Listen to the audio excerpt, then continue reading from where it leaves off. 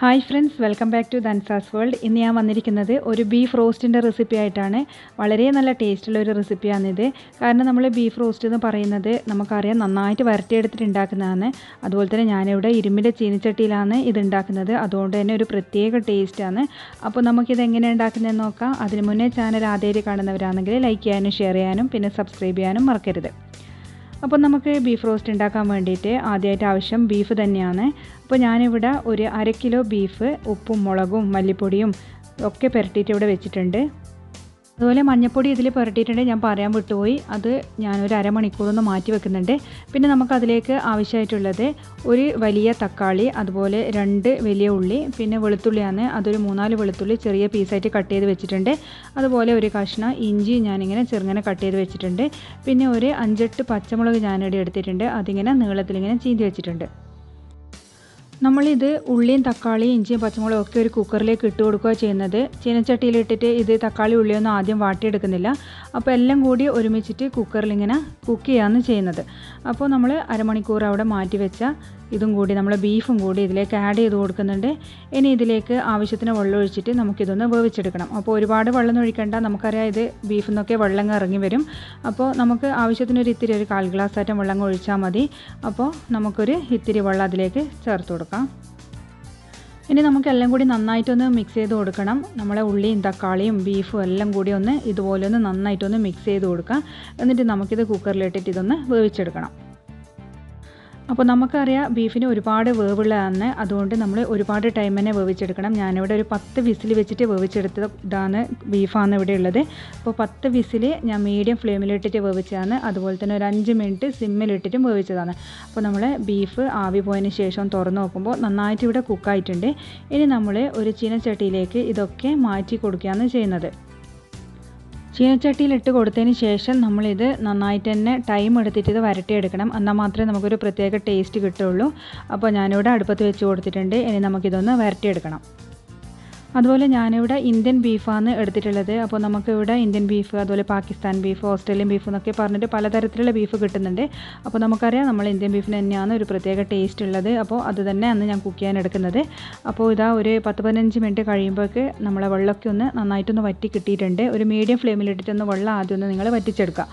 അപ്പോൾ ഈ ഉപ്പൊക്കെ നോക്കുമ്പോൾ നിങ്ങൾക്ക് വേണമെങ്കിലൊന്ന് ചേർത്ത് കൊടുക്കാം. ഞാനൊരു ഇത്തിരി ഉപ്പ് ചേർത്ത് കൊടുത്തിട്ടുണ്ട്. അതുപോലെ നമുക്ക് കുറച്ച് കുരുമുളക് പൊടിയും കൂടി ഇതിലേക്ക് ആഡ് ചെയ്ത് കൊടുക്കാം. പിന്നെ നമുക്ക് വേണ്ടുന്നത് ഗരം മസാലയാണ്. അതും കൂടി ഇട്ടതിന് ശേഷം കുറച്ച് കറിവേപ്പിലയും കൂടി ഇതിലേക്ക് ഇട്ട് കൊടുത്തിട്ടുണ്ട്. എന്നിട്ട് നന്നായിട്ടൊന്ന് മിക്സ് ചെയ്ത് കൊടുക്കണം. ഇരുമ്പിൻ്റെ ചീനച്ചട്ടി ആയതുകൊണ്ട് തന്നെ അടിക്ക് പിടിക്കാൻ സാധ്യത കൂടുതലാണ്. അതുകൊണ്ട് നിങ്ങളിങ്ങനെ ഇടയ്ക്കിടെ ഇളക്കിക്കൊണ്ടേ ഇരിക്കണം. അപ്പോൾ ഇതിൻ്റെ വെള്ളമൊക്കെ നന്നായിട്ട് വറ്റി വന്നിട്ടുണ്ട്. ഇനി നമുക്ക് കുറച്ചും കൂടി ഡ്രൈ ആവാനുണ്ട്.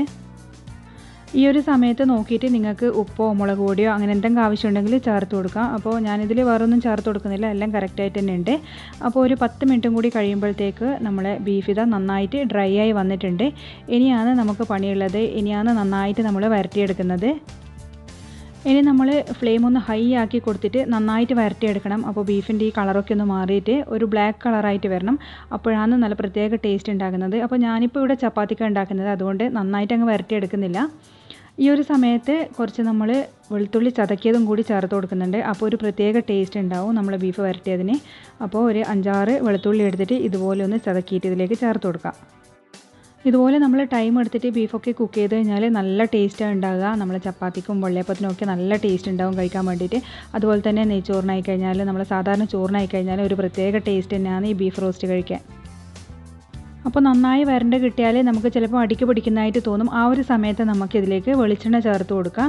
അപ്പോൾ ഇതിന് പ്രത്യേക അളവൊന്നുമില്ല. വെളിച്ചെണ്ണ എത്രത്തോളം നമ്മളിതിൽ ചേർക്കുന്നോ അത്രയും ടേസ്റ്റ് ഉണ്ടാവും. അപ്പോൾ നിങ്ങൾ നോക്കി ചേർത്തിട്ട് ഇതുപോലെ ഒന്ന് വരട്ടിയെടുക്കുക. അപ്പോൾ നിങ്ങൾക്ക് കാണാൻ പറ്റും ഈ ഒരു സമയം തന്നെ നമ്മളെ ബീഫിൻ്റെ കളറൊക്കെ മാറി വന്നിട്ടുണ്ട്. നല്ല ടേസ്റ്റുള്ള ഒരു റെസിപ്പിയാണ്. അപ്പോൾ നന്നായിട്ട് തന്നെ വരട്ടിയെടുക്കുക. ഈ ഒരു സമയത്ത് വേണമെങ്കിൽ നിങ്ങൾക്ക് തേങ്ങ വറുത്തരച്ചിട്ട് ഒന്ന് ഗ്രൈൻഡ് ചെയ്തിട്ട് ഇതിലേക്ക് ആഡ് ചെയ്ത് കൊടുക്കുക. എന്നിട്ട് നല്ല ഡ്രൈ ആക്കി എടുത്താൽ മതി. അധികം ലൂസ് ആവണ്ട. അപ്പോഴാണ് നമുക്ക് തേങ്ങ വറുത്തരച്ച കറിയായിട്ട് പോകുന്നത്. അപ്പോൾ ഈ ഒരു സമയത്ത് തേങ്ങ വറുത്തരച്ചിട്ട് ഒന്ന് ഗ്രൈൻഡ് ചെയ്തിട്ട് ഇതിലേക്കൊന്ന്, അതായത് ഒന്ന് ക്രഷ് ചെയ്താൽ മതി. വറുത്തിട്ട് നല്ലോണം അരക്കണ്ട. അത് ചേർത്ത് കൊടുത്തു കഴിഞ്ഞാൽ നല്ല ടേസ്റ്റ് ഉണ്ടാകും. നമ്മൾ എന്ത് ഫുഡ് ഉണ്ടാക്കുമ്പോഴും ടൈം എടുത്ത് കുക്ക് ചെയ്യുമ്പോഴാണ് ആ ഫുഡിന് നല്ലൊരു ടേസ്റ്റ് ഉണ്ടാകുന്നത്. ഇനിയിപ്പോൾ കറി ആയി കഴിഞ്ഞാലും എന്തായി കഴിഞ്ഞാലും നമ്മൾ കറിയൊക്കെ ഒരു 10 മിനിറ്റ് നന്നായിട്ടൊന്ന് കുറുക്കിയെടുക്കണം, എന്നാലാണ് കറിക്ക് പ്രത്യേക ടേസ്റ്റ് ഉണ്ടാകുക. അതുപോലെ ഈ ഡ്രൈ ആയിട്ടുള്ള ഐറ്റംസൊക്കെ ആണെങ്കിൽ നമുക്ക് വെളിച്ചെണ്ണയിൽ ഇതുപോലെ ഒന്ന് ഡ്രൈ ആക്കി എടുക്കുമ്പോൾ നല്ല ടേസ്റ്റ് ഉണ്ടാവും. അപ്പോൾ നമ്മളെ ബീഫ് നന്നായിട്ട് തന്നെ ഡ്രൈ ആയി വന്നിട്ടുണ്ട്. ഇത് സൈഡിലൊക്കെ ഇങ്ങനെ പിടിക്കുന്നുണ്ട്. ആ ഒരു സമയത്ത് നമുക്ക് വെളിച്ചെണ്ണയൊക്കെ വീണ്ടും വീണ്ടും ചേർത്തിട്ട് ഇങ്ങനെ ഇളക്കി കൊടുക്കുക. അപ്പോൾ വെളിച്ചെണ്ണേൻ്റെ ആ ഒരു ടേസ്റ്റ് തന്നെയാണ് നമ്മൾ ബീഫിൽ ഇങ്ങനെ മുന്നിട്ട് നിൽക്കുക. അപ്പോൾ തന്നെ ഒരു ടേസ്റ്റ് ഉണ്ടാവുകയും ചെയ്യും. അപ്പോൾ ഇതാ ഞാൻ കുറച്ച് വെളിച്ചെണ്ണയും കൂടി ഇതിലേക്ക് ആഡ് ചെയ്ത് കൊടുക്കുന്നുണ്ട്. അപ്പോൾ ഈ ഒരു സമയത്ത് ഞാനിവിടെ ഫ്ലെയിം ഓഫായി കൊടുക്കുന്നുണ്ട്. നിങ്ങൾക്ക് വേണമെങ്കിൽ ഒരു 15 മിനിറ്റും കൂടി ഇതുപോലെ ഒന്ന് വരട്ടിയെടുക്കാം. അപ്പോൾ നമ്മളെ ബീഫിൻ്റെ കളറൊക്കെ മാറിയിട്ട് ഒരു ബ്ലാക്ക് കളറായിട്ട് വരും. അത് നല്ലൊരു ടേസ്റ്റാണ്. അപ്പോൾ നമുക്ക് ചോറിൻ്റെ കൂടെയൊക്കെ വെറുതെ ഇങ്ങനെ പെറുക്കി കഴിക്കാൻ വേണ്ടിയിട്ട് കഴിയും. അപ്പോൾ ഇതാ ഫ്ലെയിം ഞാൻ ഓഫാക്കിയെന്ന്. ഇനി നമുക്കിതിലേക്ക് വറുത്തിടണം. അപ്പോൾ ഞാനിത് അവിടെ ഒരു പാൻ അടുപ്പത്ത് വെച്ചിട്ട് ഒരു 2 ടേബിൾ സ്പൂൺ വെളിച്ചെണ്ണ ഒഴിച്ചു കൊടുക്കുന്നുണ്ട്. അതുപോലെ 2 ടേബിൾ സ്പൂൺ നമ്മൾ തേങ്ങാക്കൊത്തും കൂടി ഇതിലേക്ക് ആഡ് ചെയ്ത് കൊടുക്കുന്നുണ്ട്. അതുപോലെ നിങ്ങൾക്ക് കടുക് താല്പര്യമാണെങ്കിൽ കടുക് 1 ടീസ്പൂൺ ഇട്ടിട്ട് ഒന്ന് പൊട്ടിച്ചെടുത്താൽ മതി. നമ്മൾ തേങ്ങാക്കൊത്ത് ഇടുന്നതിന് മുന്നേ അതൊന്ന് പൊട്ടിച്ചെടുക്കണം. എന്നിട്ട് തേങ്ങാക്കൊത്ത് ഇട്ട് കൊടുത്താൽ മതി. അതുപോലെ കുഞ്ഞുള്ളി താല്പര്യം ഉണ്ടെങ്കിൽ ഒരു 3-4 കുഞ്ഞുള്ളി എടുത്തിട്ട് ചെറിയ പീസായിട്ട് ഇതുപോലെ ഒന്ന് ഫ്രൈ ചെയ്തെടുക്കാം. അപ്പോൾ നമ്മൾ തേങ്ങാക്കൊത്ത് ഇതാ കളറൊക്കെ ചേഞ്ച് ആയി വരുന്നുണ്ട്. നല്ലോണം ഫ്രൈ ആയി വരണം, എന്നാലേ നമ്മൾ ഈ ബീഫൊക്കെ കഴിക്കുന്ന സമയത്ത് അതൊരു കടിക്കുമ്പോൾ ഒരു ടേസ്റ്റ് ഉണ്ടാവുള്ളൂ. അതുപോലെ വറ്റൽമുളകൊക്കെ താല്പര്യം ഉണ്ടെങ്കിൽ ഒരു 3-4 വറ്റൽമുളക് പൊട്ടിച്ചിട്ട് ഇതിലേക്ക് ഇട്ട് കൊടുക്കുക. ഞാൻ ഇനി ഇതിലേക്ക് കുറച്ച് കറിവേപ്പിലയാണ് ചേർത്ത് കൊടുക്കുന്നത്. അപ്പോൾ നമുക്ക് ഈ വെളിച്ചെണ്ണയിൽ കറിവേപ്പിലൊക്കെ ഫ്രൈ ആയി വരുമ്പോൾ നല്ലൊരു മണം ഉണ്ടാകും, നല്ലൊരു ടേസ്റ്റും ഉണ്ടാകും. അതുകൊണ്ടാണ് ഞാനിത് ചേർത്ത് കൊടുക്കുന്നത്. നമ്മൾ നേരത്തെ കറിവേപ്പില ചേർത്തതാണ്. അപ്പോൾ ഇനി ഇത് നമുക്ക് കറിയിലേക്കൊന്ന് വറുത്തിടണം. അപ്പോൾ ഇതാ നമ്മളെ ബീഫൊക്കെ നല്ലോണം ഡ്രൈ ആയിട്ടുണ്ട്. പിന്നെ ഇരുമ്പിൻ്റെ ചീനച്ചട്ടി ആയതുകൊണ്ട് തന്നെ ഇത് വീണ്ടും നല്ലോണം ഡ്രൈ ആകും. ഒരു 10-15 മിനിറ്റ് കഴിയുമ്പോഴത്തേക്ക് നന്നായിട്ട് തണുക്കുമ്പോൾ നല്ല ഡ്രൈ ആയിട്ട് കിട്ടും. ഈ ഒരു ബീഫ് ഡ്രൈ ഫ്രൈ എന്ന് പറയുന്നത് നമ്മൾ വെറുതെ പൊറുക്കി കഴിക്കാനും ടേസ്റ്റ് ആയിട്ടാണ്. നമ്മൾ ചപ്പാത്തിയും ബീഫും ചോറൊന്നും വേണമെന്നൊന്നുമില്ല, വെറുതെ നമ്മളിതിങ്ങനെ കഴിച്ചുകൊണ്ടേയിരിക്കും. നല്ല ടേസ്റ്റി ആയിട്ടുള്ള റെസിപ്പിയാണ്. കാരണം നമ്മൾ ടൈം എടുത്തിട്ട് വെളിച്ചെണ്ണയിൽ ഒരുപാട് ടൈം ഇങ്ങനെ ഡ്രൈ ആക്കി എടുത്തതാണ്. അതുപോലെ ബീഫൊക്കെ ഇതുപോലെ ഫ്രൈ ചെയ്യുന്ന സമയത്ത് നിങ്ങൾ കുരുമുളക് ചേർക്കാൻ മറക്കാൻ പാടില്ല. മിക്കവരും ചേർക്കുന്നുണ്ടാകും. ഈ കുരുമുളക് പൊടിയേക്കാളും നല്ലൊരു ടേസ്റ്റ് കൊടുക്കുന്നത് കുരുമുളകൊന്ന് ചതച്ച് ചേർക്കുന്നതാണ്.